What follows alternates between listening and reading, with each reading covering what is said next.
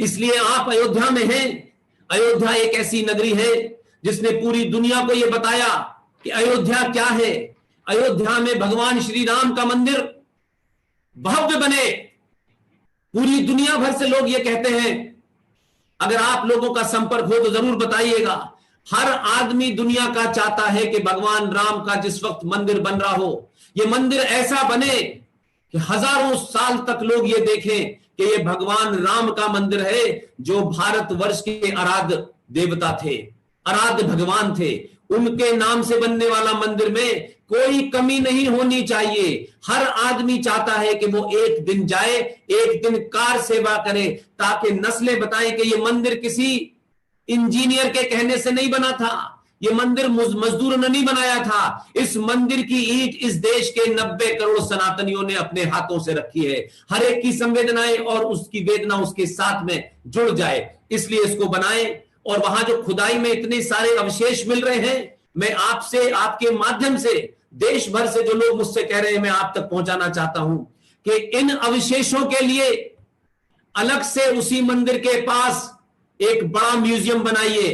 इन अवशेषों को बताइए कि कैसे हजारों साल पहले आक्रांता लुटेरे आए थे, जिन्हें इस देश के इतिहासकारों ने, जिन्हें इस देश के पहले शिक्षा मंत्री मौलाना आजाद जो मक्का में पैदा हुआ था, उसने जिन लोगों को अधिकृत किया भारत का इतिहास लिखने के लिए, उन इतिहासकारों में चाहे वो इरफान हबीब हो, रोमिला थापर हो, आर.एस. शर्मा टाइप के लोग हो, उन्होंने कैसे इन इतिहास में इन बलात्कारियों को, लुटेरों को हमारा महान बनाया गया, कैसे इनके नाम से 57 सड़कें हैं, कैसे देश में इनके नामों की आज भी गुणगान हो रहा है, ताकि लोगों को पता। ये अवशेष बताएंगे कि ये लुटेरे थे, ये अवशेष बताएंगे कि ये बलात्कारी थे। इसलिए इन अवशेषों को सही तरीके से रखना, इतिहास में आने वाली जनरेशन जो आएंगी उनको बगैर कहे ये पता चलेगा कि हमारे पूर्वजों के साथ क्या क्या हुआ था। मैं ये कहता हूं कि जब वो सच जानेंगे तो सच की तरह आगे बढ़ेंगे। इसलिए एक बड़ा काम जो आज आपने किया है कि तमाम बजरंग दल के बहुत सारे साथी जिन्हें मैं नहीं जानता हूं,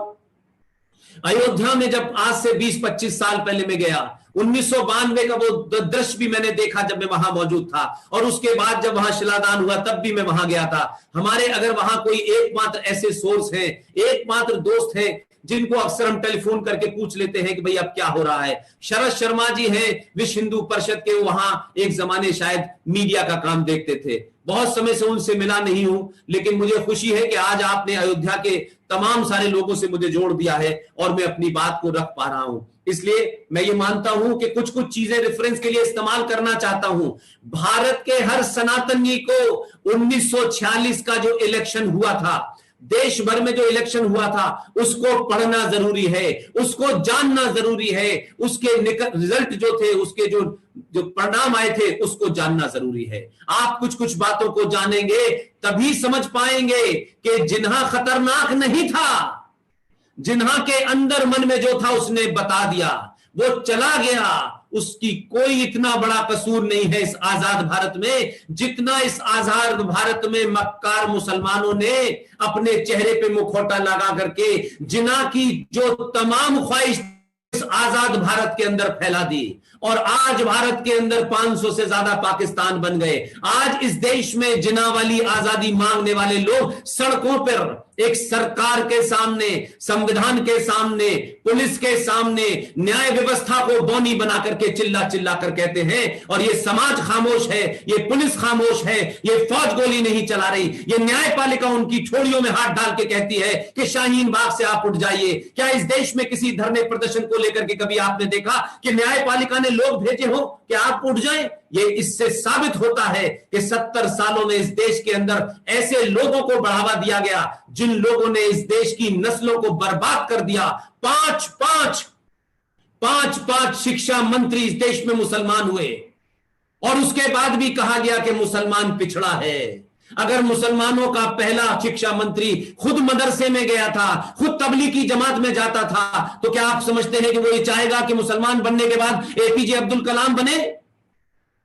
वो तो चाहता है कि मुसलमान शांति से, हिंदुओं को मूर्खता की घुट्टी पिला करके, तुम तो हमारे भाई हो, हम तो तुम्हारे भाई हैं, ये गंगा जमुना तहजीब, भाई भाई गले में हाथ डाल करके भाईजान आपकी कब जान ले लेते हैं आपको पता नहीं चलता है, और जब जान चली जाती है तो फिर आप कहते हैं देखिए हमारे साथ ऐसा हुआ। इसलिए समझने की कोशिश कीजिए, दुश्मन बाहर नहीं, दुश्मन आपके अंदर बैठा हुआ है और वो अपने एजेंडे पे काम कर रहा है।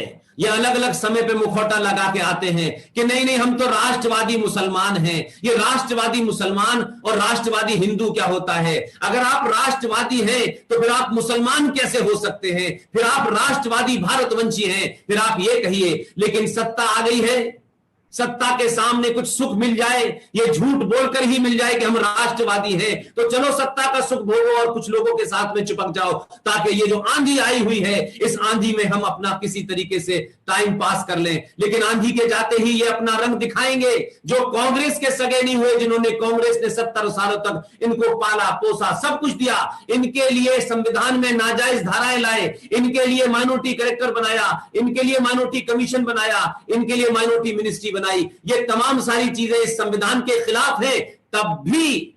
तब भी वो कहते हैं कि हम बहुत पिछड़े हैं। अगर आप पिछड़े हैं तो इसके लिए फिर अल्लाह मियां जिम्मेदार हैं, भारत की सत्ता जिम्मेदार नहीं है। आप पिछड़े नहीं हैं, आप मानसिक रूप पे रोगी हैं, आप मानसिक तौर पे पागल दीवाने जाहिल हैं। आपका इलाज हमारे पास नहीं है। अगर दुनिया भर में 57 देश होने के बावजूद भी उन देशों में शांति नहीं है, तो जहां शांति होती है वहां आप अशांति फैलाते हैं। आप एहसान फरामोश हैं, आप गद्दार हैं। जिस मुल्क में जाते हैं उस मुल्क की परंपराओं को, उस देश की संस्थाओं को तोड़ते हैं, सड़कों पे गंदगी करते हैं, वहां मारते हैं, काटते हैं और फिर कहते हैं कि मुसलमान बेचारा मजलूम है।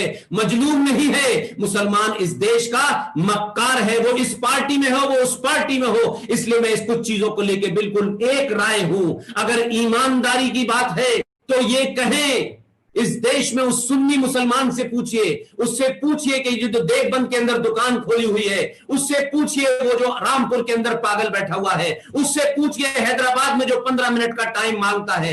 कई बार उसे टाइम दे दिया गया है पिछले 5 साल में, अब टाइम नहीं मांगता है। उससे पूछिए, एक बार तो उससे पूछिए और कहिए कि अगर ईमानदार मुसलमान है और सिर्फ मुसलमान है और अल्लाह को मानता है और प्रॉफिट मोहम्मद को मानता है और कुरान शरीफ को मानता है, तो फिर ये बताए कि दमादम मस्त कैलेंडर अली का पहला नंबर। जितने सुन्नी हैं वो ये जोर से बोले कि अली का पहला नंबर, इनके चेहरे से नकाब उतर जाएगा। हिंदू इनका दुश्मन नहीं है, ये अपने दुश्मन है। अगर आप नहीं मिलेंगे तो ये शिया को मारेंगे, आप नहीं मिलेंगे तो ये अहमदिया को मारेंगे, ये कादियानी को मारेंगे, ये आगा खानी को मारेंगे। आप किस गलत फहमी में है कि ये आपके दोस्त हैं या आपके साथ है? किस गलत फहमी में है मेरे भाई? 1400 साल से जो गलती आप कर रहे थे उसका आज भुगतभोगी है कि भारत जैसा जमीन का टुकड़ा 2 हिस्सों में बट गया, और जो आपके पास है वो भी आपके पास नहीं है। आज सत्ता आपकी है, तब भी आप देखिए खुलेआम नंगापन हो रहा है। इसलिए मैं मानता हूं कि कुछ चीजों को सच्चाई की बुनियाद पे कहना चाहिए, हमें नहीं डरना चाहिए। एक बात ध्यान रखिएगा, अलीगढ़ मुस्लिम विश्वविद्यालय में 2 दिसंबर 1965 को मेरा जन्म हुआ है। मेरे वालिद साहब वहीं थे, मैं वहीं पला बड़ा हूं, मुझे कोई कंफ्यूजन नहीं है। मुझसे ज्यादा दोस्त मुसलमान किसी के नहीं थे, मुझसे ज्यादा जिंदगी में जो भी कुछ मैंने किया उसी यूनिवर्सिटी में किया। लेकिन मैं हिपोक्रेट नहीं हूं, मैं उस दौर में भी यही खरी खरी बात कहता था। मैंने कहा कि अगर आपको यह चाहत है कि हिंदुस्तान का वजीर आजम कोई मुसलमान बन जाए, तो आपको चाहत तो हिंदुस्तान के मुसलमान वजीर आजम बनना चाहिए। लेकिन ये 2 कौड़ी की 5 किलोमीटर की यूनिवर्सिटी है, इसमें एक हिंदू को आपने कभी वाइस चांसलर नहीं बनाया। आप कितने मक्कार हैं, आप हिंदुस्तान के हिंदू को मूर्ख समझते हैं। लेकिन 70 साल के बाद ये सनातनी जाग गया है। इस सनातनी को दोबारा से हिंदू संगठन, हिंदू पार्टियां झूठ बोलकर मक्कारी से उसके दिमाग को दोबारा से गुलामी की ओर न ले जाएं। जिसको जो करना है करें। मैं राजनीतिक लोगों को इसलिए बरी करता हूं कि राजनीतिक लोगों को मैं ये मानता हूं कि जैसे उन्हें चुनाव लड़ने का अधिकार है, मैं वैसे ही कहता हूं उन्हें झूठ बोलने का भी अधिकार है, संवैधानिक अधिकार है। वो झूठ बोले, क्योंकि बगैर झूठ बोले इस देश में, दुनिया में इस देश की बात छोड़ दीजिए, लोकतंत्र में कोई चुनाव नहीं जीत सकता, चाहे बोरिस जॉनसन क्यों ना हो, चाहे ट्रंप क्यों ना हो, चाहे नेतन्याहू क्यों ना हो। इसलिए चुनाव जीतना एक अलग रणनीति है। लेकिन मैं मानता हूं कि सत्ताएं समाज नहीं बदलती हैं, लेकिन 70 सालों में हमें लगता था कि सत्ताएं समाज बदलती हैं। मैं कहता हूं समाज बदलता है तो सत्ता बदल जाती है। लिहाजा 70 सालों के बाद में पहली बार सनातनी को जब यह एहसास हुआ कि हम सनातनी हैं, हम असली वारिस हैं, हमारे पूर्वजों ने खून दिया है, 1857 में हमने खून दिया है, हमने 71 में खून दिया है, यह हमारे खून से बना है। और वो जो मक्कार वहां कहता है हैदराबाद के अंदर कि हमारे मां बाप यहां से नहीं गए, हमने भारत को चुना, हमने तुम्हारे मां बाप और तुम्हारे पूर्वजों का खून नाली में बहाया है, और भारत की सेनाओं के खून की वजह से आज हैदराबाद हमारे पास है।